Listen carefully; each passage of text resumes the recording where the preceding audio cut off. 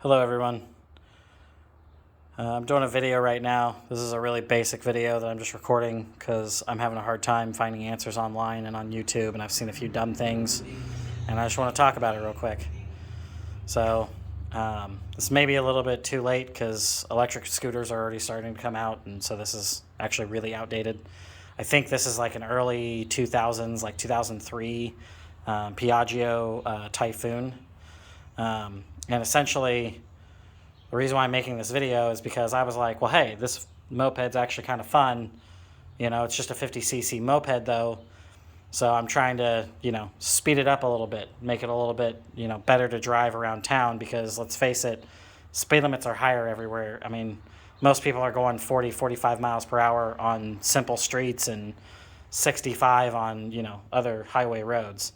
So, these 50cc scooters, the whole reason why they're 50cc's and the reason why they're engineered the way they are is because 50cc's basically get you 35 miles per hour, which is technically the legal limit for all of these scooters in general.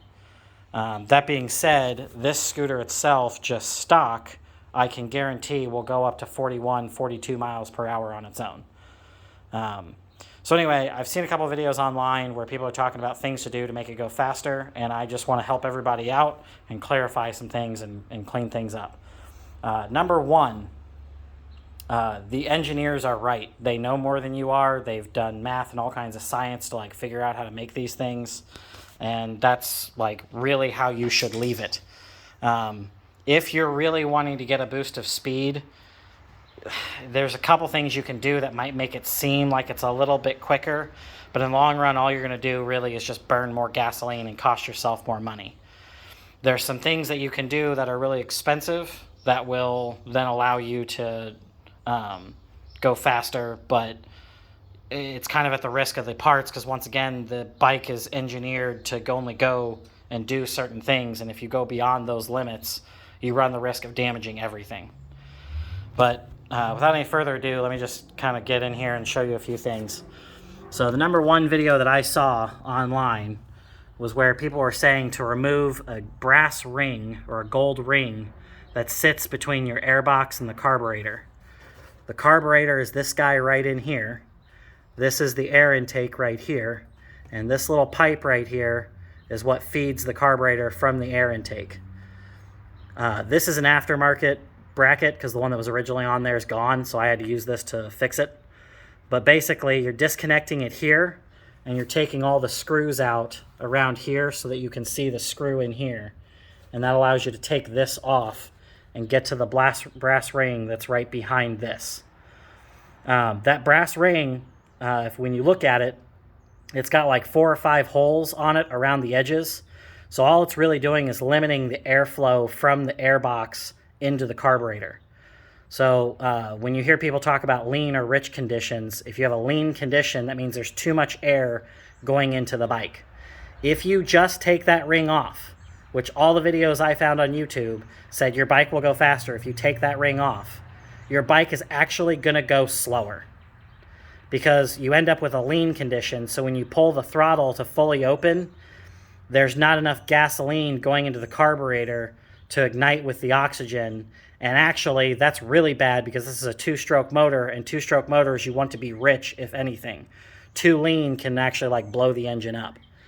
So if you do end up removing this ring, put it back. And if you don't put it back, you've got to do one other thing, and that's in up here. You take this lid off right here with this one screw. Other bikes may be a little bit different. But with this one, you take that ring off, and down here is the top of the carburetor, and just past my finger in this picture is where the air intake comes at. But right here below my finger, there is a little flathead screw. If you take that flathead screw off, that allows you to take this piece off right here, and that is the throttle.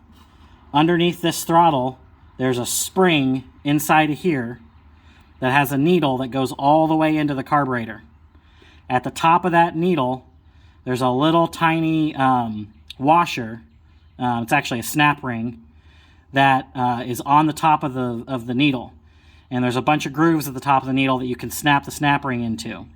The higher the ring, the less gasoline goes in. The lower the ring, the more gasoline goes in. So if you take that brass ring off, then you need to take this screw out right here and pull this piece completely out and get up underneath the spring that's in here and get the needle out.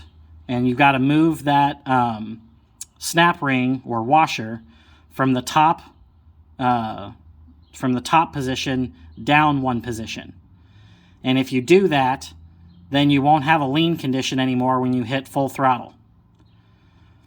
So that will make the bike at least feel faster. But honestly, after doing both things, when I ride the bike, I really don't notice any of a difference between almost full open and open fully. So really, I don't think this is doing much of anything. But if you take that brass ring out, you need to take this screw out and you need to move that snap ring down on that needle. Otherwise, the engine's not going to run right, because when you try to basically twist the handle fully, you'll actually notice the bike slow down because it's too lean of a condition and you're not getting enough power, which once again is bad on the engine. When I have it in full throttle and fully open and I've got it twisted as far as I can go after doing these two things, I really don't notice any more power or difference in speed. But I definitely do notice that my gasoline is getting used up way more. So really, honestly, by doing these two things, all I'm really doing is making it that I turn the handle less when I want to go faster, which is kind of nice, I suppose, so you don't hurt your wrist as much trying to turn the handle.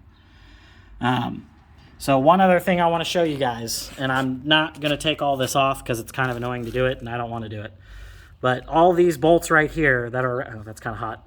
All these bolts right here that are around this whole silver piece can come out. You probably need to once again remove the air filter in order to see all of them.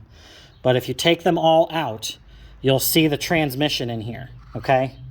This is what's called a CVT transmission, which is a continuously variable transmission.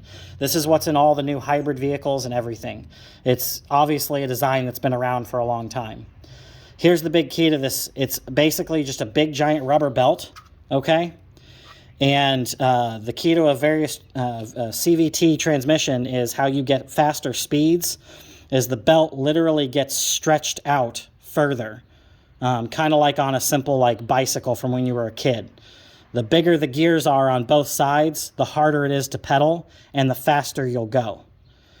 So the key is that I saw a bunch of videos telling people to take this piece off and then take the nut that's behind here off so that you can take the belt off. This would be the repair you would do when you're replacing the belt if it needs to be replaced. But what they were doing is they were taking the back cylinder that's behind this off and removing a washer that's between the piece that basically presses into the belt to expand it. And they were saying that would make it faster. That is complete and utter bullshit. Do not take that washer off. Not only will you not get faster speeds, you'll actually probably go slower. And if it's this bike or a similar bike to this, your belt's actually going to rub on the back side of this thing and snap. So do not do that. Do not take that washer off, because that washer's keeping the piece that pushes against the belt, that expands the belt out. It's keeping it closer to the belt. If you take that washer out, then the piece sits farther back in, and so it's not going to put as much tension on the belt when it flies up. So don't take that washer out. You're just going to damage your bike. Now, that being said, if you truly want this to go faster and you're trying to do it with the minimalistic cost and the easiest repair possible, before doing the brass ring thing in here or that needle thing on the inside, I would take this off, because when you take this off to get at that washer that they're talking about, there's basically a little loose piece that sits on the back side of the piece that pushes into the belt. And inside of there's 5 ball bearings, or, well, they're not ball bearings, but there's 5 bearings, okay? And the whole key is how this goes faster is the faster that you're going down the road, those ball bearings spinning will move out to the farthest extents of the container that they're in. And that's what forces the piece to come into the belt, which squeezes the belt to expand it to make you go faster. So theoretically, if you wanted to go faster, if you got heavier bearings and replaced the bearings that are in here, that would force the piece farther into the belt, which would make the belt expand farther. Now, a couple things. You really want to be careful because, once again, I'm not an engineer. I don't know how much the belt is meant to expand. If you expand the belt too much, you might snap it. Or if you expand it too much, it might run off the edge of the pulleys and the thing that's pushing it, in which case it's going to come loose, and that's really bad. But theoretically, you could probably put those bearings on in the inside and replace them and make this go faster. And when I say faster, I don't mean you're going to accelerate faster. I mean it might actually increase the top speed from like 42 miles per hour to, I don't know, maybe 50, 55 tops. But once again, to get 50, 55, you've now got to do way more, which means like you've got to actually get more power in the engine to drive the belt that much. So once again, just like when you're on a bicycle, when you're on big gears in the front and the back, remember how hard it was to push down on the pedal, especially from a stop. Sometimes you'd have to like practically stand on it to get it to go down. So if you put heavier bearings in, that may make the bike actually go faster and increase its top speed, but you may not even be able to reach that top speed because the engine itself may not be able to produce the power to push that. Now, I will say this. Once again, I wouldn't bother replacing the brass ring and the needle, but if you do, make sure you do them both. If you were to replace those bearings to try to get the higher top speed, and you do take the brass ring out, and you do fix the needle, so the needle is putting more gas into the engine. So you're getting more gas and more airflow in. If you also come around and replace your muffler and your exhaust with a high-end exhaust, something that's meant to like flow air really well, and you cap off this piece right here that's flowing down into the exhaust still, then you're going to produce more power. So then you'll actually probably see faster acceleration. You'll probably actually be able to hit the top speed that the new bearings inside of here are going to make you hit. But then once again, you got to worry about the engineering. If you're putting that much more power in, you're A, going to be burning way more gas, which means B, your engine's going to be getting way hotter, and C, once again, you don't know what parts are engineered to what limits of how much faster you're going to be taking it. But I hope this video helps everybody. Once again, this is a 50cc scooter. It's a two-stroke.